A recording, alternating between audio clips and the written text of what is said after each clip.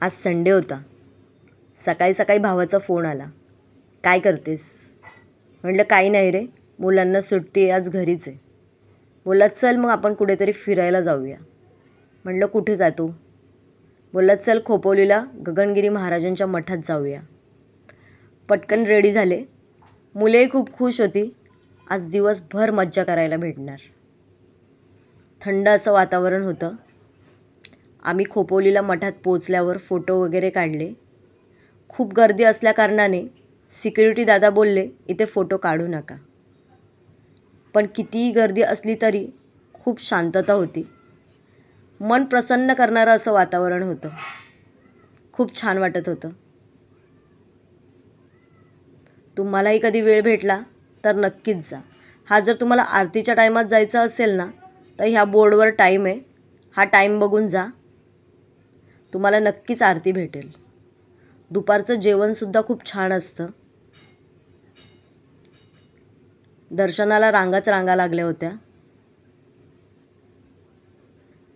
म्हटलं चला तोपर्यंत आपण फिरूया, म्हणजे गर्दी कमी होईल. बाहेर गेल्यावर बघितलं नदीला खूप पाणी सुटलं होतं. थंड अशी हवा येत होती. मन प्रसन्न करणारं वातावरण होतं. आम्ही लहान असताना आमच्या वडिलांनी आम्हाला भरपूरदा इथे आणलं होतं आणि आम्ही तेव्हा बाबांना बघितलंसुद्धा होतं. पण खूप वर्षांनी आता ह्यावेळी आम्ही इथे आलो. दर्शनही खूप छान झालं.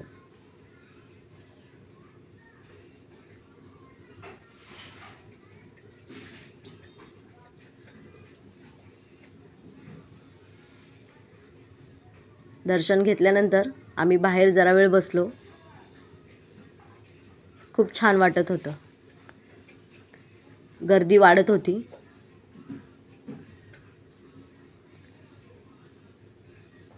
दर्शन घेण्यासाठी म्हटलं चला इकडची गर्दी कमी होईपर्यंत आपण वरती गुंफेत जाऊन येऊया.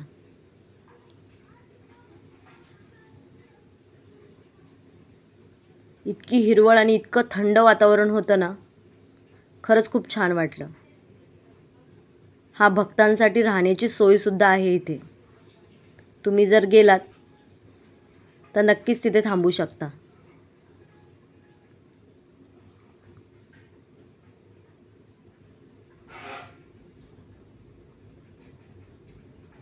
मग आम्ही गुहा दर्शनाकडे वळालो.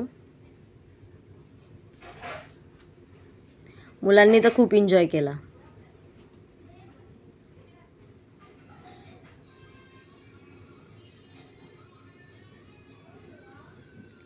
तिथे गाईची वासरंसुद्धा होती. खूप सारी होती.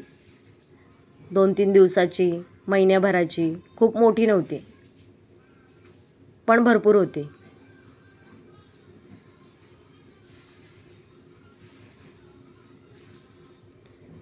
आम्ही लहान असताना आमच्या वडिलांनी आम्हाला भरपूर वेळा इथे आणलेलं, पण आता खूप वर्ष आलं आम्ही तिथे गेलोच नव्हतो. आता भावाने आणलं. इतकं छान वाटलं ना, लहानपणीच्या आठवणीच आल्या.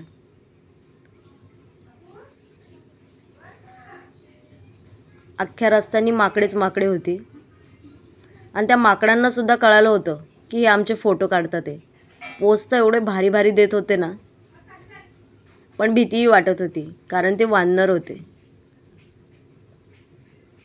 हा पण त्यांनी कोणाला काही त्रास दिला नाही, कोणाला काही नुकसान पोचवली नाही.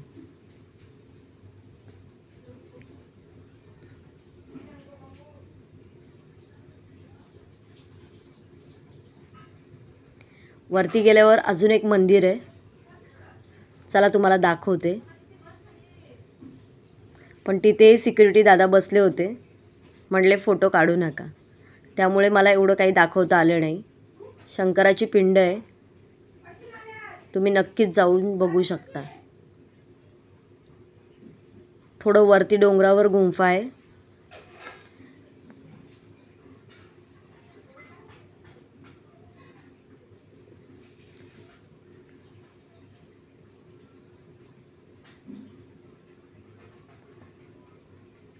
सगळ्यांनी मस्त पावसाचा आनंद घेतला. लहान मुलांनी तर खरंच खूप एन्जॉय केला. धबधब्याखाली सगळे भिजत होते. खरंच खूप मज्जा आली. आणि खरं तर पावसाळ्यातच खरी मज्जा इथे आहे. इतर वेळेस जाण्यात काय फायदा नाही आहे. तुम्ही पण पावसाळ्यातच टाईम काढून जा. माझा मुलगा तर ऐकायलाच तयार नाही. त्याला दर्शनाच्या अगोदरच धबधब्यात भिजायचं होतं. त्याने मस्त एन्जॉय केला. नंतर सगळं उरकलं. म्हटलं चला आता आपण वरती जाऊया गुंफेमध्ये. तो ऐकायलाच तयार नाही की नाही तुम्ही जा, मला भिजायचं आहे. कसं बसं त्याला तिथून काढलं.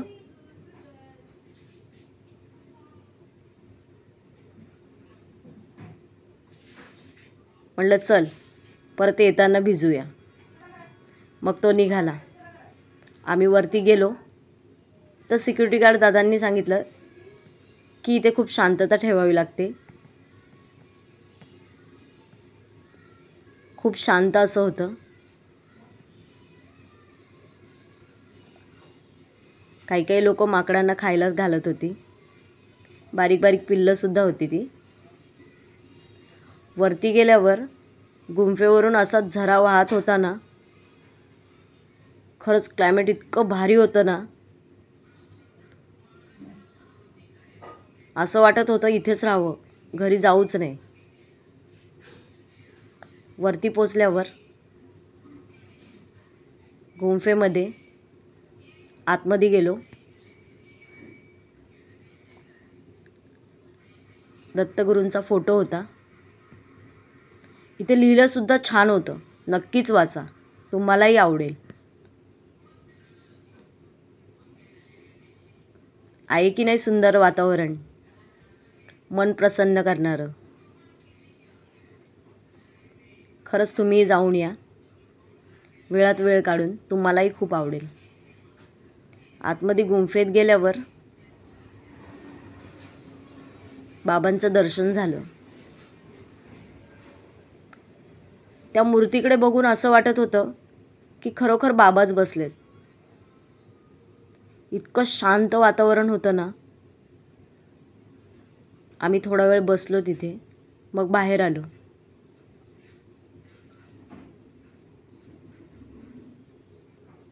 निसर्गाचं रूप बघून मन प्रसन्न झालं.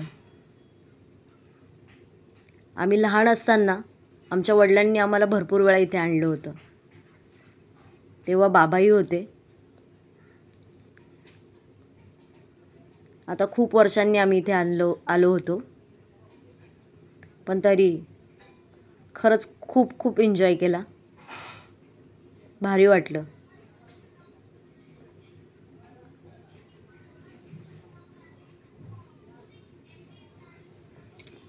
इतकी हिरवळ होती ना. झरे पण खूप वाहत होते. लहान मुलं तर खरंच खूप खुश होते.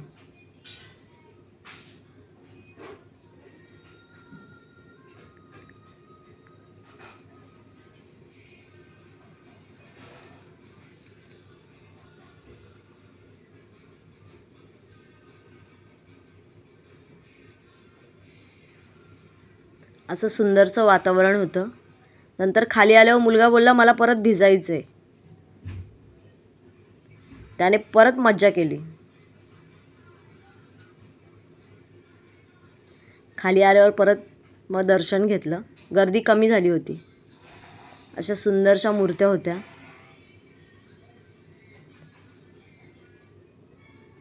मनासारखं दर्शन झालं. हां, पण गगनगिरी महाराज या गाडीतून फिरत होत्या. ती गाडी अजूनसुद्धा तिथे आहे. तुम्ही गेल्यावर तुम्हाला नक्कीच दिसेल.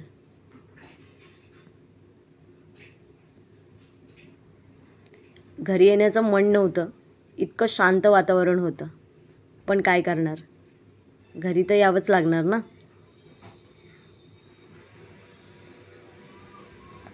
सुंदर असं दर्शन झालं. खूप वर्षांनी खूप बरं वाटलं. बाहेर आलो. पाऊस चालू होता. मस्त भुट्टा भाजत होता, मसाला कैरी होती, घेतली, खूप एन्जॉय केला. तुम्हाला जर वेळ असेल ना मित्रांनो, तर नक्कीच तुम्ही तिथे जा. मुलांना फिरवण्यासारखं ठिकाण आहे, खूप मज्जा करतील आणि देवाचं दर्शनही खूप छान होईल. भुट्टा झाला, कैरी घेतली होती, मसाला खूप आंबट होती. चला, माझा तर दिवस खूप छान गेला. तुम्ही येऊन जा. Bye bye.